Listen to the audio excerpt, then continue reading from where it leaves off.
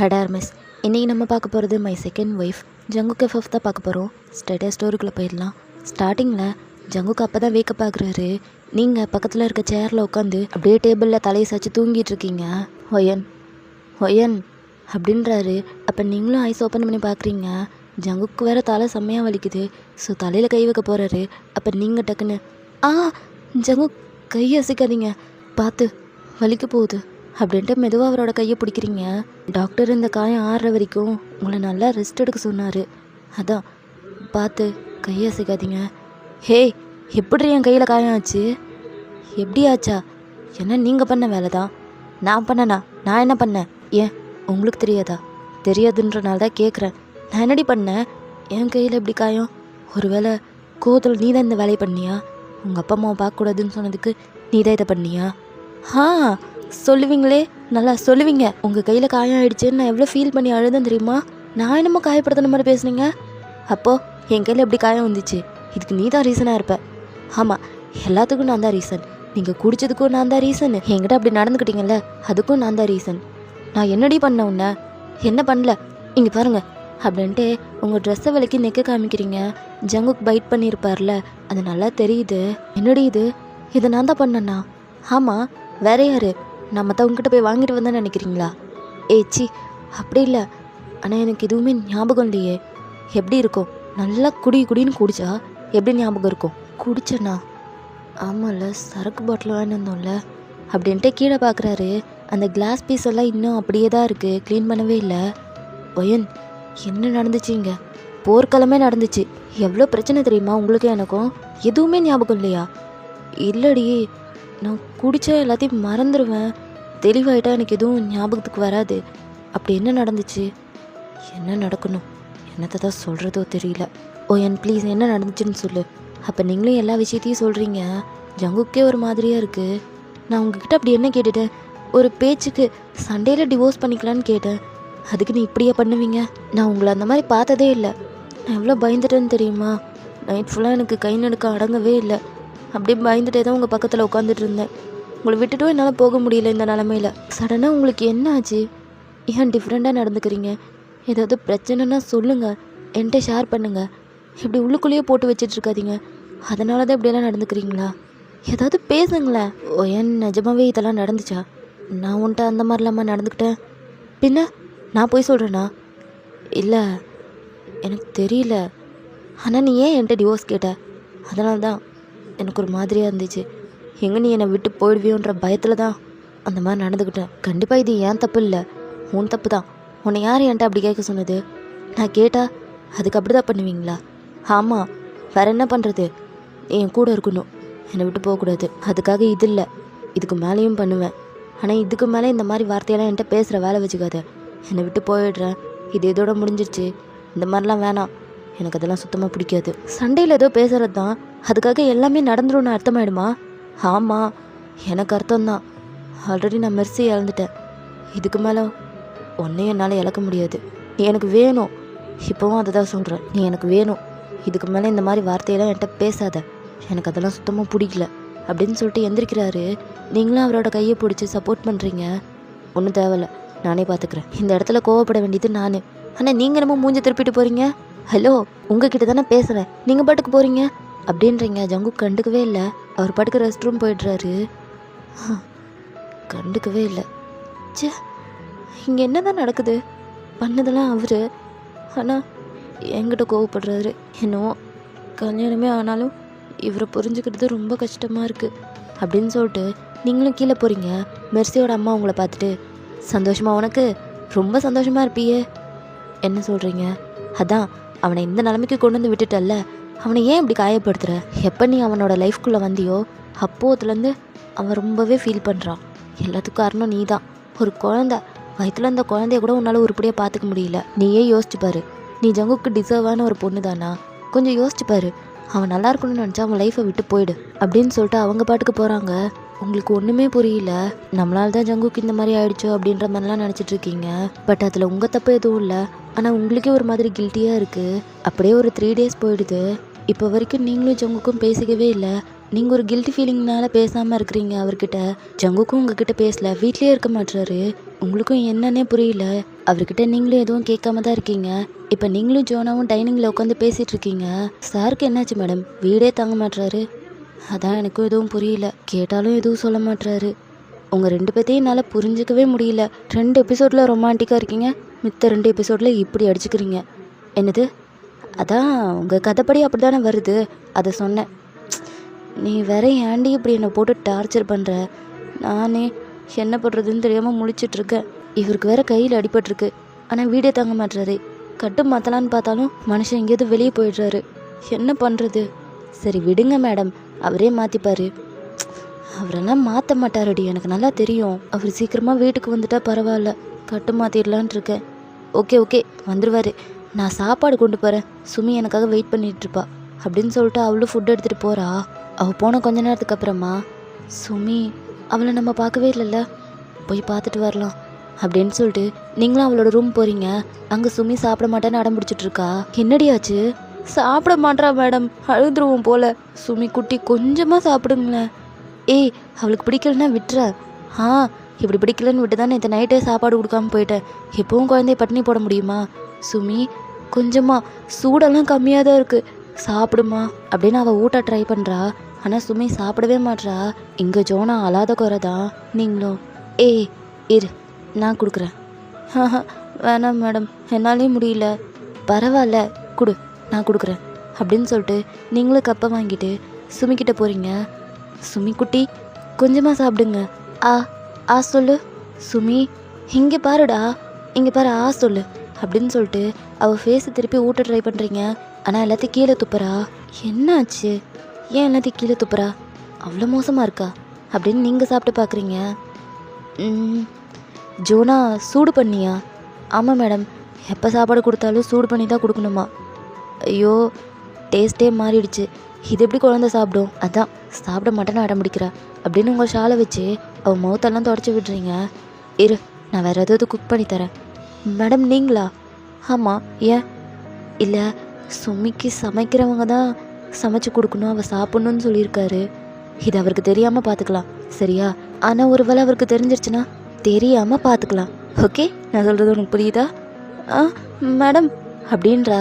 ஆனால் நீங்கள் பாட்டுக்கு போகிறீங்க. ஈஸியாக சொல்லிட்டாங்க தெரியாமல் பார்த்துக்கலான்னு. ஆனால் அது எப்படி முடியும்? தெரிஞ்சது சார் எனக்கு ஒன்றே போட்டுருவார் அப்படின்னு அவள் வேற பயந்து போய் புலம்பிகிட்டு இருக்கா. கொஞ்ச நேரத்தில் நீங்களும் சமைச்சு கொண்டு வரீங்க. ஜோனாவும் பார்த்துட்டு, என்ன மேடம் இது பாப்பாவுக்கு செட் ஆகுமா? ஹைஜீனிக் தானே, சாப்பிட்லாம்ல, எல்லாம் நல்லா தான் போட்டு சமைச்சிருக்கேன், சாப்பிட்லாம், இரு அவளுக்கு கொடுத்து பார்ப்போம் அப்படின்னு சொல்லிட்டு அவள் நோஸ் கிட்ட கொண்டு போகிறீங்க. அவள் அதை நல்லாவே ஸ்மெல் பண்ணுறா. நீங்களும் அவள் மவுத் கிட்ட கொண்டு போகிறீங்க. அவளும் சாப்பிட்றா. ஜோனாவும் நீங்களும் அவள் ஃபேஸையே பார்த்துட்ருக்கீங்க. அவள் ஃபேஸில் எந்த ரியாக்ஷனும் இல்லை. அவள் நல்லா மென்று முழுங்குறா. என்ன மேடம், அவள் ஃபேஸில் எந்த ரியாக்ஷனும் இல்லை. அவளுக்கு இந்த ஃபுட்டு பிடிச்சிருக்கா இல்லையானே தெரியலையே.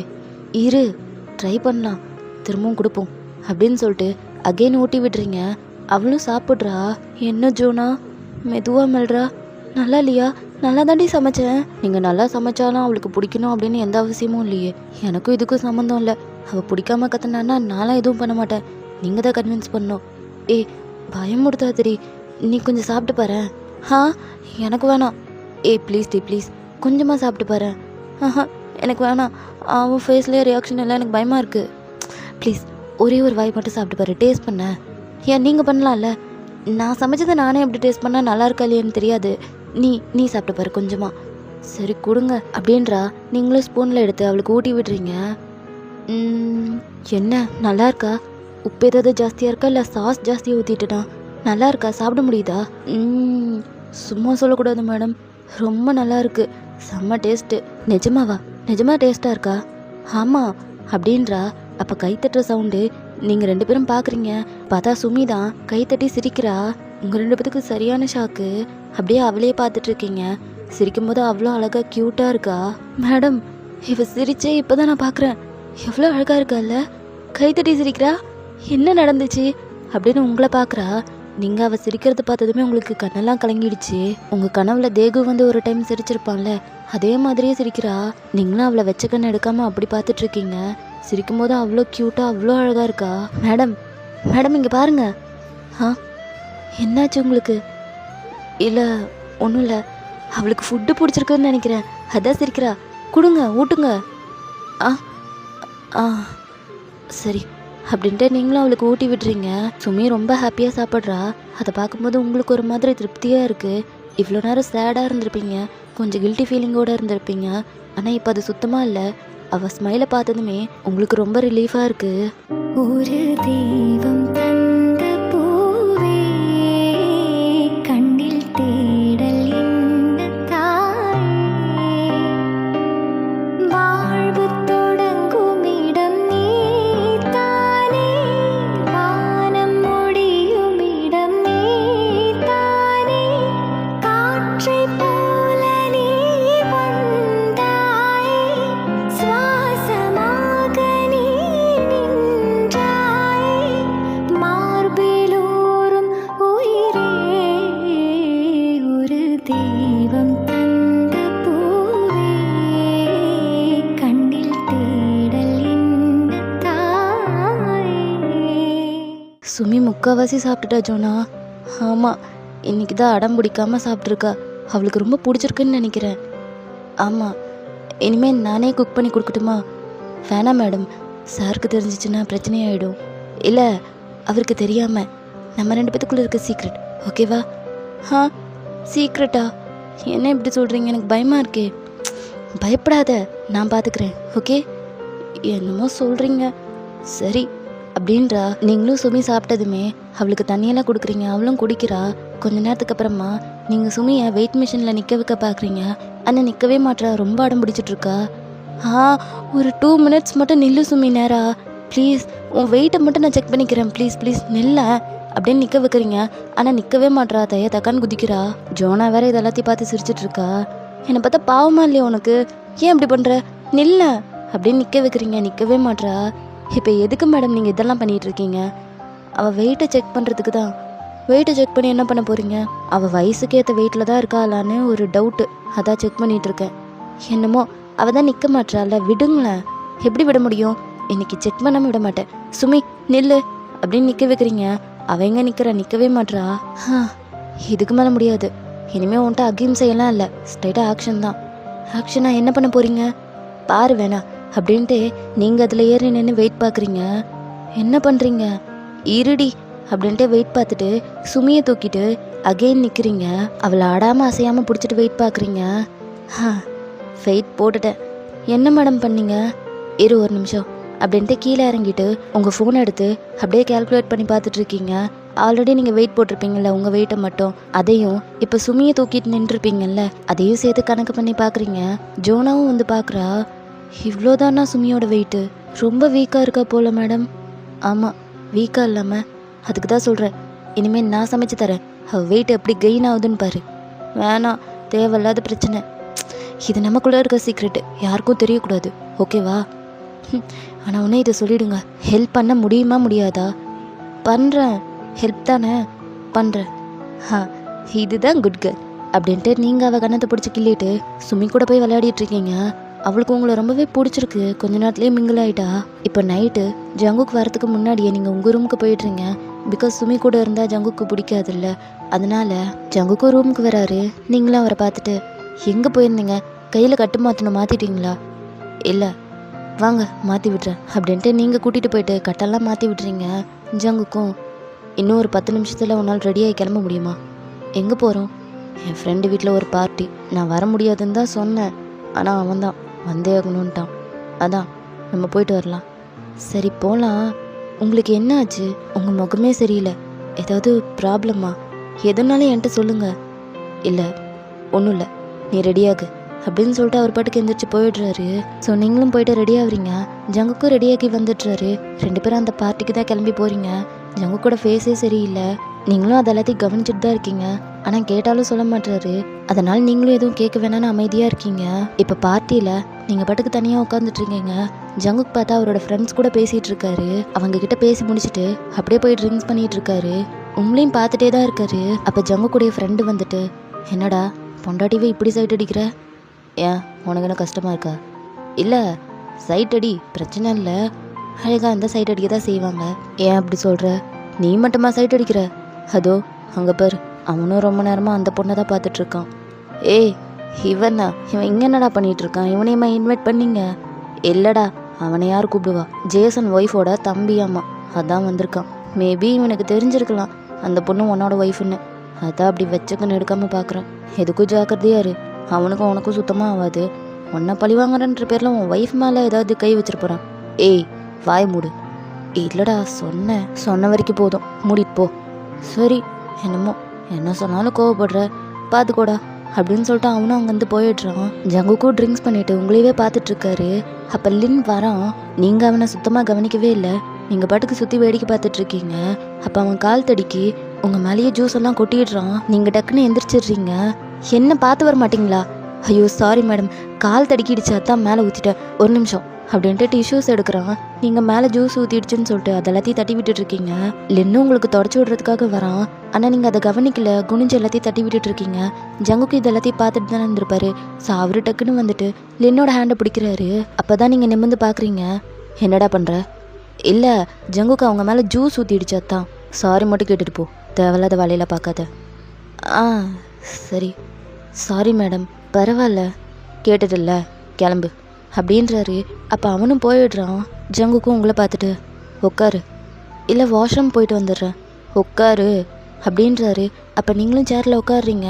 ஜங்குக்கும் டிஷ்யூ பாக்ஸை எடுத்துகிட்டு அப்படியே நீல் டவுன் பண்ணுறாரு. உங்கள் கால்லேருந்து ஹீல்ஸை கழட்டிட்டு அவரும் தொடச்சி விடுறாரு. கால்லெல்லாம் ஜூஸ் ஊற்றிருக்கு. நடக்கும்போது உனக்கு பிசு பிசுன்னு இருக்கும்ல, க்ளீன் பண்ணிடுறேன், அதுக்கப்புறமா நீ வாஷ்ரூம் போ. ஹீல்ஸ் எல்லாம் எதுக்கு நீ போடுற? அதான் உனக்கு செட் ஆக மாட்டேங்குதுல்ல, இனிமேல் போடாத. இங்கே பாரு, காலில் காயம் ஆகியிருக்கு அப்படின்ட்டு உங்கள் காலை தொடச்சி விட்டுட்டு இருக்காரு.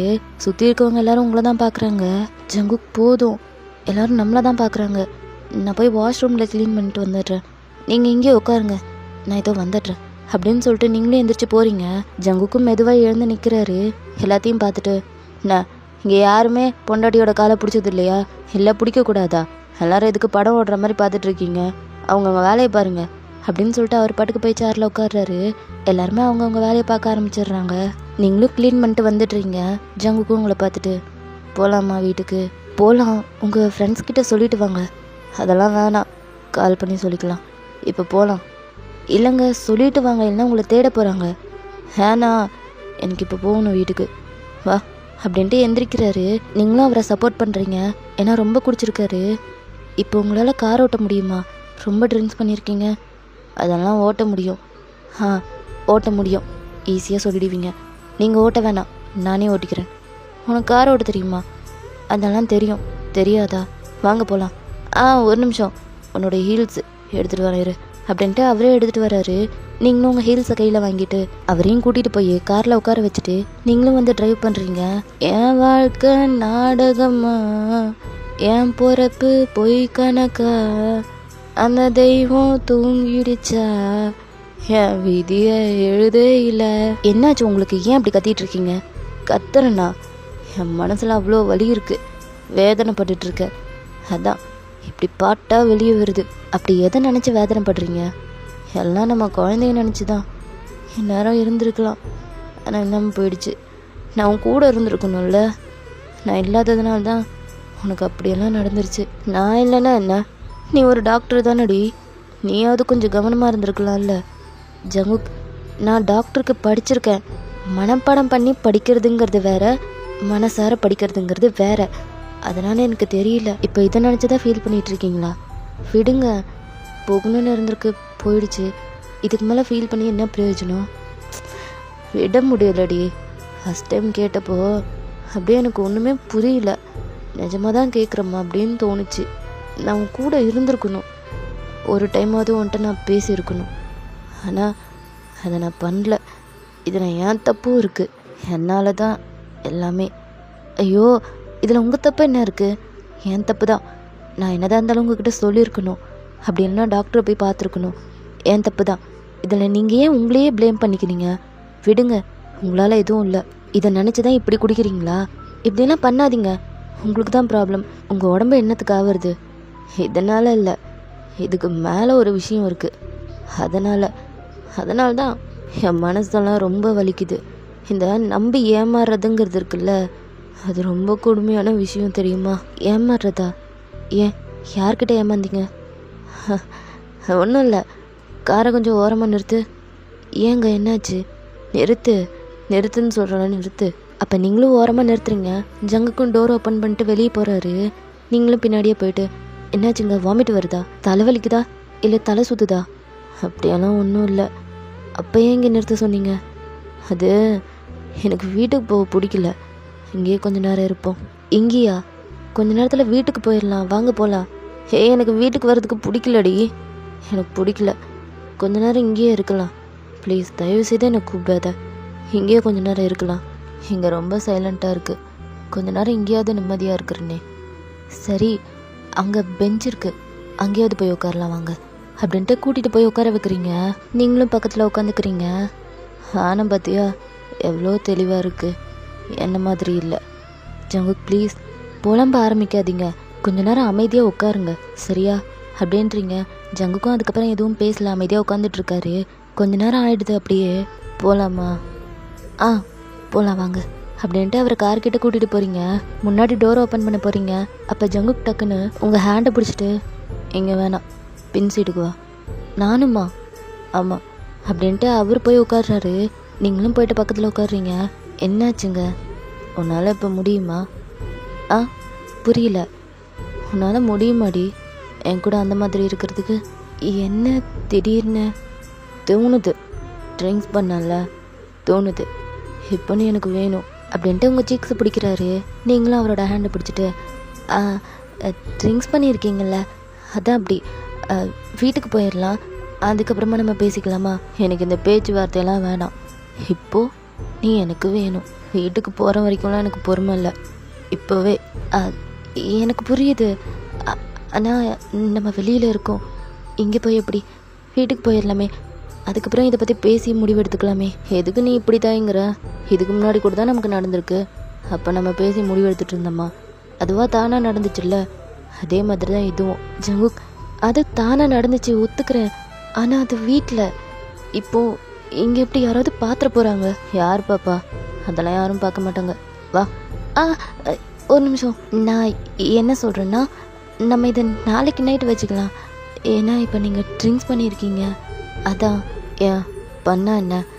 இல்லை, ட்ரிங்க்ஸ் பண்ணாலே வினோதமாக நடந்துக்கிறீங்க, எனக்கு ஒரு மாதிரி பயமாக இருக்குது, அதான்.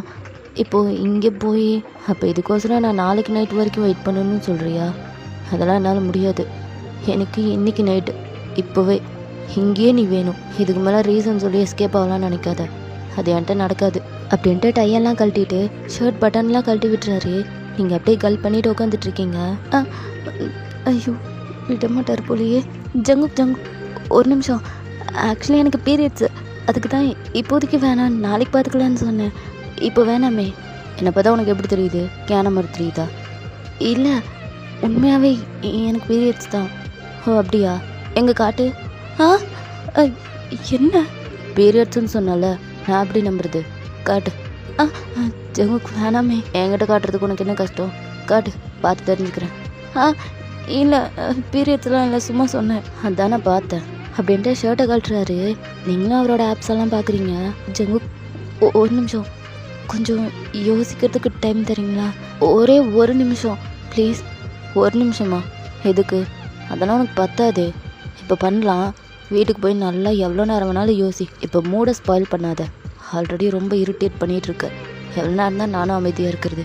ஜங்குக், நீங்களே யோசிங்களே, இங்கே போய் எப்படி? இங்கே சரியாக இருக்காது, கம்ஃபர்ட்டாகவே இருக்காது. எப்படி?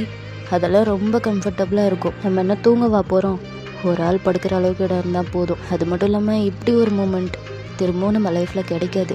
இதை என்ஜாய் பண்ணு, தேவையில்லாமல் இப்படிலாம் பேசிகிட்டு இருக்காது. சரி, நீங்கள் சொல்கிறது எனக்கு புரியுது, ஆனால் உங்கள் கையில் காயம் ஆகியிருக்கு. இந்த மாதிரி டைமில் எப்படி உங்களுக்கு ரொம்ப வலிக்கும்ல? இதெல்லாம் ஒரு பெயினே இல்லை, நான் உனக்கு கொடுக்க போகிற பெயினை எப்படி தாங்க போகிறேன்னு அதை பற்றி மட்டும் யோசி அப்படின்ட்டு உங்களை பிடிச்சி கிஸ் பண்ணுறாரு. உங்களால் கொஞ்ச நேரத்தில் ப்ரீத் பண்ணவே முடியல, அந்தளவுக்கு அழுத்தமாக கிஸ் பண்ணுறாரு. நீங்களும் அவரை தள்ளுறீங்க. அவரும் கிஸ்ஸை பிரேக் பண்ணிவிட்டு, இங்கே பாரு, இன்றைக்கி ஒரு நாளைக்கு மட்டும் இதெல்லாத்தையும் பொறுத்துக்கோ, இடையில வலிக்குது, ஸ்டாப் பண்ணுங்க, இதெல்லாம் சொல்லாத, நானே நிறுத்துகிற வரைக்கும். இன்றைக்கி ஒரு நாளைக்கு மட்டும் நான் எவ்வளோ பெயின் கொடுக்குறனோ அவ்வளோத்தையும் நீ தாங்கிக்கோ. ஆனால் உங்களுக்கு என்ன ஆச்சு? என்னமோ தெரியல, இப்போல்லாம் உங்களை பார்க்குறதுக்கு பயமாக இருக்குது. இதில் எப்படி உங்கள் கூட? ப்ளீஸ் வேணாமே, போதும், இதுக்கு மேலே நீ எதுவும் பேச வேணாம், அமைதியாரு அப்படின்ட்டு உங்களை தள்ளிட்டு அவரும் உங்கள் மேலே வர்றாரு. உங்கள் நெக்லெல்லாம் போய் கிஸ் பண்ணி பைட் பண்ணுறாரு. உங்களுக்கு ரொம்ப பெயினாக இருக்குது. அந்த மாதிரி தான் அவரும் நடந்துக்கிறாரு. உங்களுக்கு வேற உள்ளுக்குள்ளே ரொம்ப பயமாக இருக்குது. கையெல்லாம் ஷிவர் ஆகுது.